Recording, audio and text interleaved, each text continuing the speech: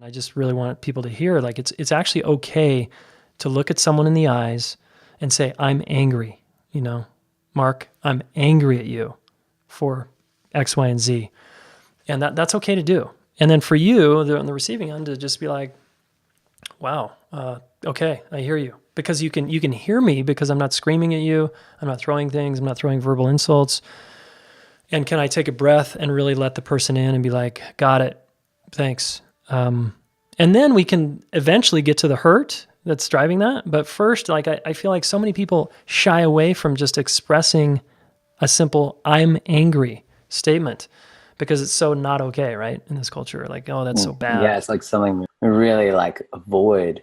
And that makes anger inaccessible because if you think about, the message from a spiritual sense is it's like, just choose love.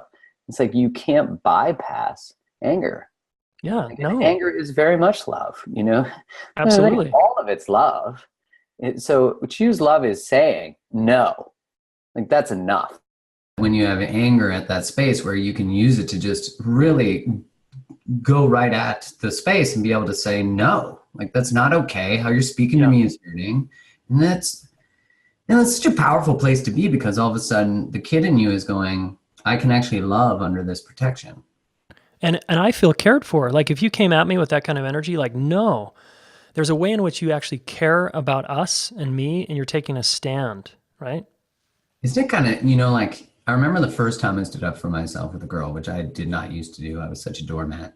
And, I always thought like the only reason nice guys feel like they finish last is because they're laying on the floor getting walked on. If they stood up and actually did something, they wouldn't feel like such victims of the experience because I've been one. I know, what it felt like. And when I finally said no, like that's not okay. I remember the girl was like, like now we're getting interesting. So it's, I know when Kylie gets, nice, she doesn't really get upset, but when she stands in her ground and her truth, I'm like, damn, you are hot.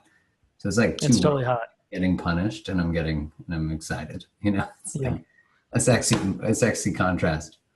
Totally. My wife sometimes, this is rare, but one time, I guess, it's pretty rare, but one time I was just fucking going on and just in my head about something. And she was like, and I was listening to her, but I was like talking, right?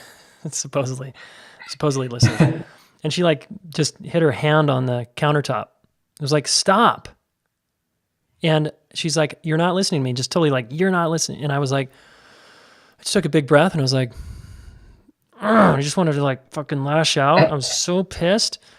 But I felt at the same time, like in the same moment, I felt so cared about. And I just there's instant respect. Like, got it. Thank you. And it's attractive. And she's taking a stand for it. She's in her power. She's not like being a bitch and she's not like throwing shit around. She's just saying no. And I was like, whoa. And there is something, just empowering, attractive, and it had us move to a better place. Yeah, like it's something about being able to trust someone who is willing to say no. Because when they look at in the workplace, when people say no to work that they don't want and build structure around their workplace, they're actually more likely to get promoted because the people who are managing them can trust them that they'll actually speak up and stand up for themselves. Mm-hmm.